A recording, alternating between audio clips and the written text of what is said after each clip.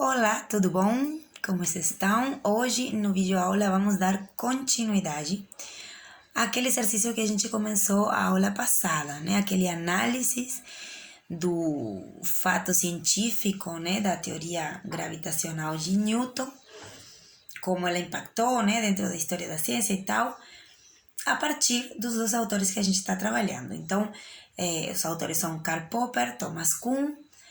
E a partir dos posicionamentos deles, a gente vai olhar para esse fato científico, né, que é o aparecimento, ou a teoria newtoniana, o desenvolvimento da teoria gravitacional universal. A gente, obviamente, não pode pensar em Newton como um caso isolado, tá? Que surge do nada, cria a teoria e se converte no paradigma ou na teoria oficial dentro da física. É obviamente que não. Ele não é um caso isolado.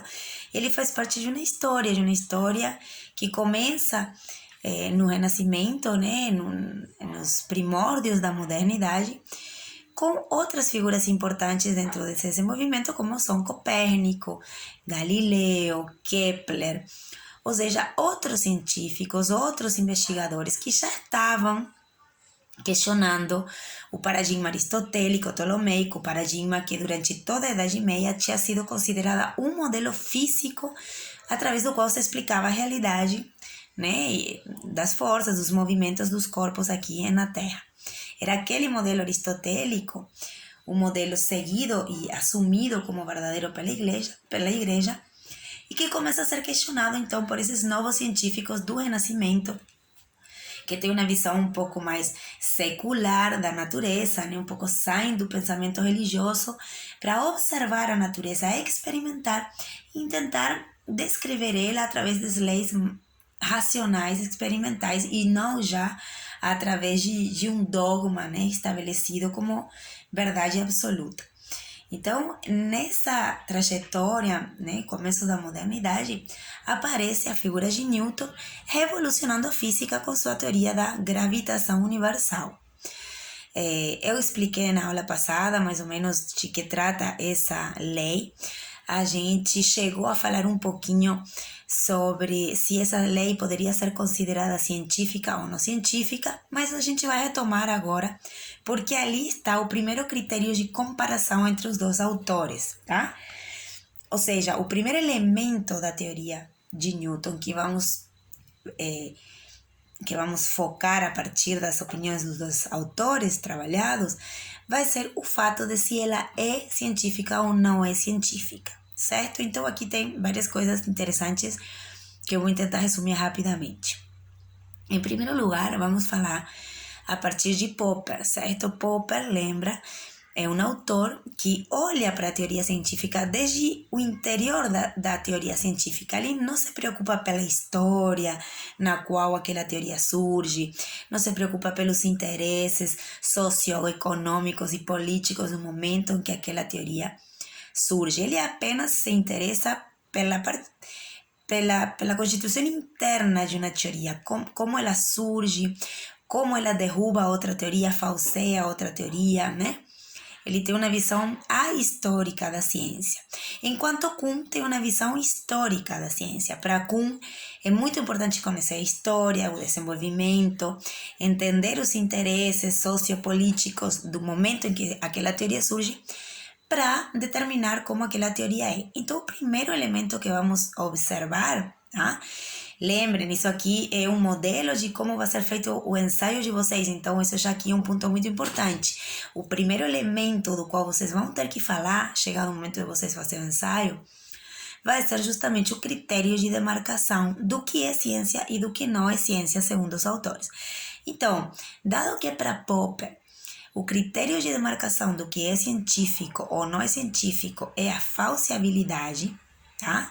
Ou seja, uma teoria será científica para Popper sempre que permita ser falseada, ou seja, sempre que permita pensar em algum enunciado que possa derrubá-la. É isso que faz uma teoria ser científica. Se eu digo que, que não sei, de aqui a 10 dias, tá? Vou pensar um exemplo bem básico, de aqui a 10 dias eu vou viajar. Para pôr essa teoria seria científica, porque de fato daqui a 10 dias eu vou poder ver se essa teoria serve, é verdadeira, tá ali, é provável, ou seja, se confirma, vamos dizer assim, ou se essa teoria se falseia, falam, não, você não viajou, então a teoria era falsa, então. Estou dando um exemplo besta, mas para que vocês entendam que Popper planteia que uma teoria nunca pode ser absolutamente verdadeira. Ela é provável, mas ela é científica, tá? Ela pode ser considerada científica se ela é falseável, se ela tem essa possibilidade de algum enunciado falsear ela. Então, quando a gente olha para a teoria da gravitação universal, tá? Que eu posso explicar rapidamente, dizendo que se eu tenho um corpo e eu solto esse corpo, né? Eu deixo ele livre, ele corpo que tem uma massa, né? Ele vai cair sendo atraído pelo corpo base na Terra, no caso, ou a mesa, no caso, o caderno que tem aqui. Vai ter essa atração, existe ali, né? Esses dois corpos se atraem e essa força leva eles a se juntar, no caso, a caneta, né, que estou jogando. Então, se essa é a teoria, obviamente de forma absolutamente reduzida, a teoria da gravitação universal é muito mais complexa, mas para que vocês entendam, para que a gente possa aqui, de alguma forma, né, falar de forma concisa e mais explicativa, essa mais ou menos é a teoria da gravitação, o que ele planteia, né? A atração dos corpos através da força da gravitação. Então, como eu falsearia essa teoria? Eu posso pensar um enunciado que falseie essa teoria? Claro que eu posso. Se eu soltar essa caneta aqui e ela se suspender no ar, a teoria da gravitação universal é falseada. Então, eu tenho um enunciado que poderia falsear a teoria. Eu levo à prática o enunciado e eu vejo que não falseou a teoria. Ele cai, portanto a teoria continua em pé, ela não foi derrubada, ela não foi falseada, mas ela é a melhor, a mais provável das teorias que a gente tem hoje para explicar o movimento dos corpos. Até hoje, de fato, a teoria de Newton não tem sido falseada, então continua sendo a mais provável. Tá? Vocês sabem que mais na frente aparece Einstein, sua teoria da relatividade geral, mas essa teoria não derrubou a teoria de Newton, ela veio para complementar a teoria de Newton. Então, a teoria de Newton até hoje continua sendo uma teoria científica, obviamente, porque ela é possível falsear ela, em algum momento será possível talvez derrubar ela, mas existe a possibilidade de pensar enunciados que falseiem ela. E como nenhum enunciado derrubou ela ainda, então Popper vai dizer que ela é a melhor teoria da qual disponemos, é a mais provável até o momento, certo? Que é o que vai dizer Kuhn sobre esse mesmo fato, sobre a teoria da gravitação universal? Kuhn já vai ter uma visão histórica do desenvolvimento científico, né? Que significa que tem uma visão histórica. Que então ele não vai tomar a Newton como um acontecimento isolado, que do nada surgiu e que sua teoria, por algum motivo, conseguiu derrubar, porque através dos enunciados da teoria se derrubou a teoria aristotélica, se falseou a teoria, ou seja, se derrubou, aquela teoria é deixada de lado e a teoria de Newton, então, ganha adeptos dentro da comunidade científica e se transforma, então, na mais provável até hoje. Isso que Popper falaria. Agora Kuhn vai dizer, não posso só olhar para o interior da ciência, tenho que pensar a ciência dentro de um contexto histórico, social. Então, o que acontece com Newton, né? Seguindo essa perspectiva da teoria de Kuhn, do pensamento de Kuhn. Bom, Newton, ele surge no momento em que o paradigma oficial, lembra que Kuhn fala de paradigma, aquela forma, aquelas verdades, aquelas concepções, aqueles sistemas de teorias que a comunidade científica aceita como o verdadeiro, né? E que determina a forma de investigação, o que é considerado ciência, o que não é considerado ciência. É ela que determina todas as diretrizes dentro da investigação científica no período de ciência normal. Então, se a gente pensa nesse momento aqui em que Newton surge, é um momento de crise, vai dizer Kuhn, né? Lembra que ele fala, então, de um período de ciência normal, que quando as anomalias ou alguns fatos começam a contradizer aquele paradigma, aquele período de ciência normal, começa a atacar a teoria oficial, né, esse paradigma, que é o que é considerado melhor, essas anomalias começam a gerar problemas dentro da ciência normal, né? Aquele paradigma já não se sustenta, né? Como no caso, no exemplo que a gente está trabalhando, aconteceu primeiro com Copérnico. Copérnico foi o primeiro a denunciar as anomalias do paradigma aristotélico, né? Foi o primeiro a dizer, não, isso não é assim, eu tenho outra explicação, mas ele não foi aceito pela comunidade científica. A comunidade científica e aquele paradigma que dominava a ciência na época pré-Galileu, pré-Newton, determinou que Copérnico estava sendo louco, estava indo contra os princípios, né, da física aristotélica, foi considerado herege pela Inquisição Católica e foi morto, né? Então, o Kuhn vai dizer, isso é uma prova de que o paradigma ele se impõe como único verdadeiro e que tudo que está fora do paradigma não é considerado ciência. Então, se Newton tivesse nascido algumas décadas antes, um século antes, ele não teria sido considerado científica, sua teoria não teria sido considerada científica, talvez ele teria morrido também como Copérnico. Só que Newton surge depois de que vários outros pensadores e cientistas já teriam atacado aquele paradigma e aquele paradigma já estava em crise. Tanto os descobrimentos de Kepler como as observações de Galileu e as posteriores teorias de Galileu demonstravam de alguma forma, botavam em evidência que o paradigma aristotélico já não se sustentava. Então aquele paradigma cai em crise, né? E aí se produz o que Kuhn chama de uma revolução científica, certo? Há um momento de crise onde os cientistas não sabem qual é a melhor teoria, intentam explicar a realidade de uma outra forma, porque aquele paradigma já não explica mais a realidade. Então há um momento de crise e aí em algum momento uma teoria vai se conformar, segundo Kuhn, como a melhor teoria, a mais elaborada, a que tem mais adeptos, a melhor vendida, tá? A melhor publicitada. Podem ser vários fatores que levam a uma teoria ser escolhida como a melhor e se convertir num novo paradigma, tá? Porque no caso hoje a teoria de Newton, né, já que estamos na perspectiva histórica, que é a perspectiva de Kuhn, hoje a teoria de Newton é considerada o paradigma dentro da física. Claro, Newton com os posteriores das posteriores teorias da relatividade de Einstein, mas continuamos para explicar o movimento dos corpos na Terra, a gente continua utilizando a teoria de Newton. Então, a teoria de Newton hoje é um paradigma. Hoje, então, segundo Kuhn, a teoria de Newton é considerada científica porque ela responde às expectativas do paradigma, ela faz parte, ela é o paradigma de fato, mas talvez na época de Copérnico, na época em que começavam, né, as teorias a botar em as anomalias a surgir e a questionar o paradigma aristotélico, ele não teria sido considerado científico, porque o que faz uma teoria ser científica para Kuhn é o paradigma. Tá? Então agora a gente vai passar para o segundo elemento de análise, que é o progresso científico, a ideia de progresso científico em Kuhn e em Popper a partir de esse acontecimento científico que a gente está trabalhando, né? Que é o aparecimento de Newton.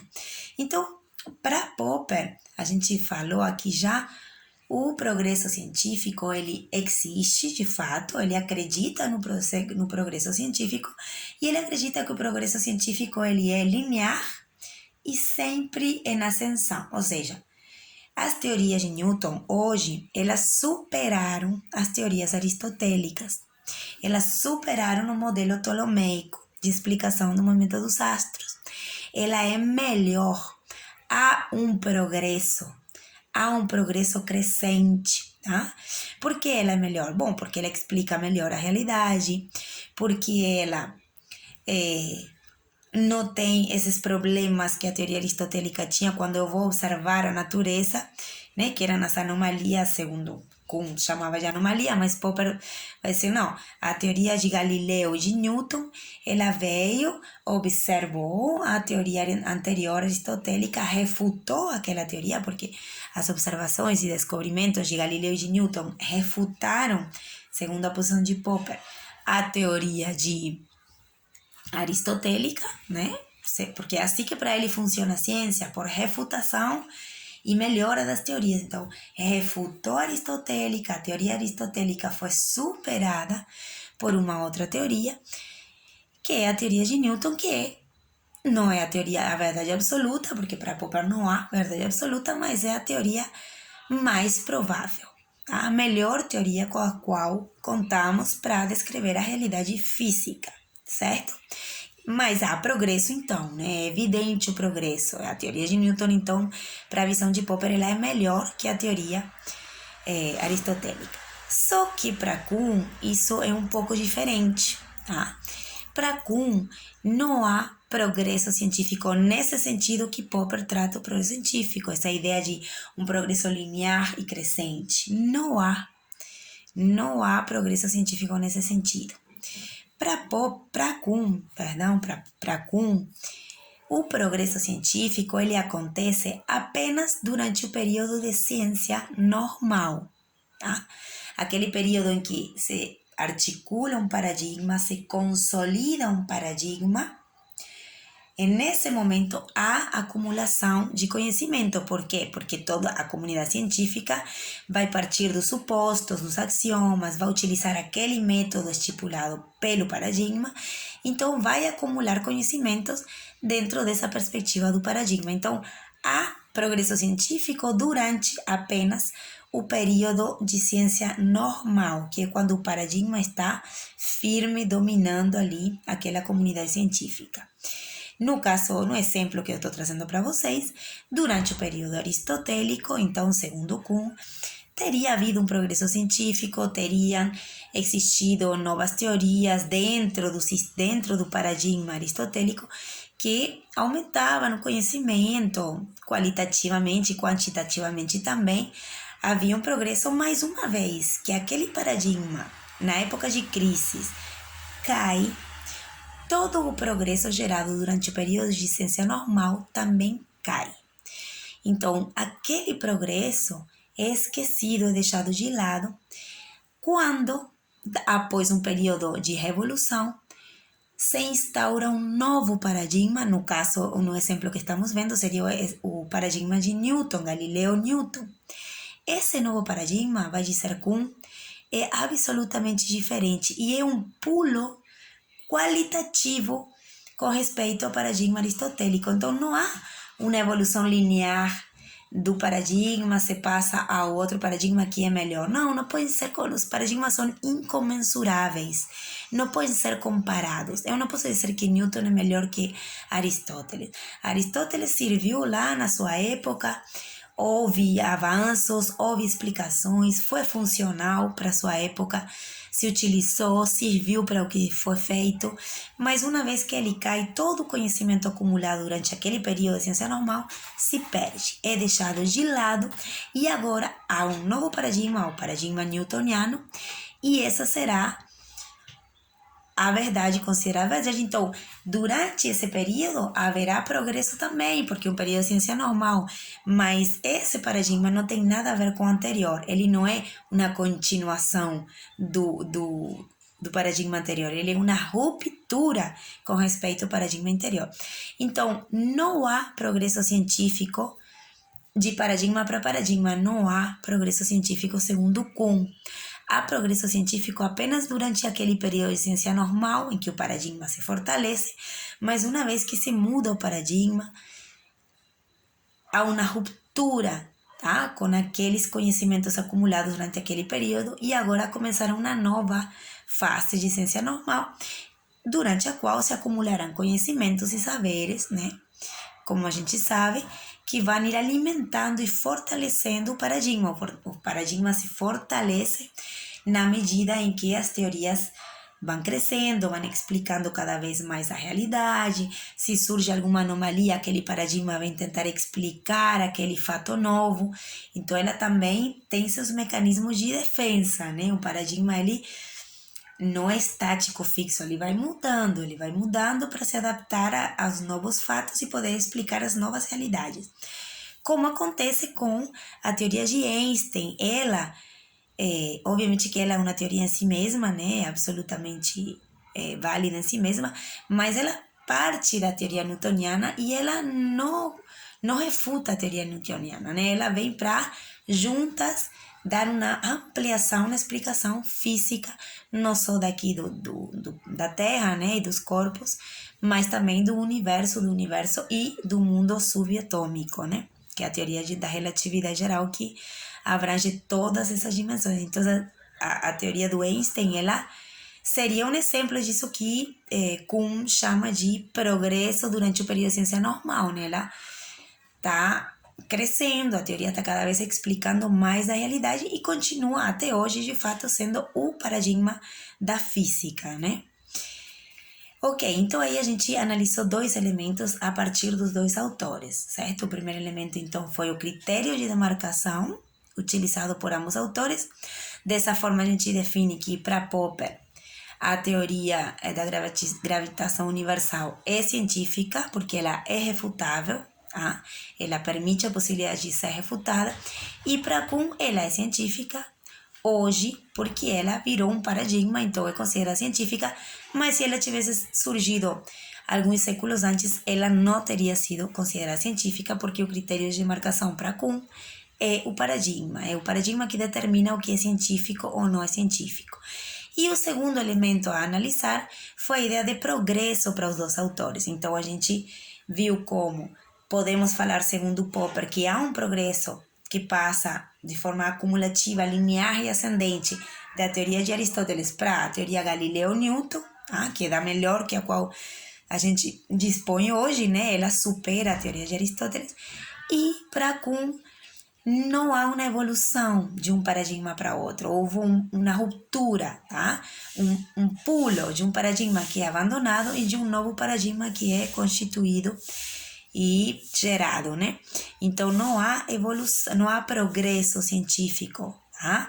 Para Kuhn, há uma ruptura, né? Há uma ruptura que, obviamente, faz com que esse novo paradigma não tenha nada daquele paradigma que ficou para trás, certo? Então, não é um progresso linear, é um progresso, é uma ruptura, literalmente uma ruptura. O progresso para Kuhn está durante o período de ciência normal, nesse paradigma já consolidado, né, que ele vai ir crescendo com novas teorias, com novas observações, com novas experiências, né? E aí, nesse sentido, há um progresso científico. Mas assim que um novo paradigma derrube esse paradigma newtoniano, einsteiniano, né, que rige hoje a física, se amanhã aparecer outro paradigma, se demonstrar as anomalias desse paradigma, ele vai cair e um novo paradigma, então, fará uma nova ciência normal, né, que quebrará absolutamente com esse paradigma anterior. O paradigma anterior, ele é deixado de lado. E esse paradigma novo não poderá ser considerado nem melhor nem pior. Para Kuhn não há melhor ou pior. Para Kuhn eles são incomensuráveis. Cada paradigma é considerado verdadeiro e o melhor durante o período de ciência normal no qual ele rege. Mas assim que esse paradigma caia, como aconteceu com o paradigma aristotélico, assim que ele caiu, ele foi deixado de lado totalmente. E o novo paradigma, então, começaria de zero nessa corrida pelo crescimento, pela acumulação e pelo progresso científico. Certo? Então, analisados esses dois pontos, eu vou dar por fechada essa aula aqui, senão vai ficar muito comprida. E na próxima aula, vamos tirar as dúvidas, então, desse exercício que a gente vem fazendo. E vou explicar melhor a atividade para vocês, certo? Porque vocês vão fazer isso sozinhos na hora de escrever um ensaio, certo? Então, muito obrigada e até a próxima aula.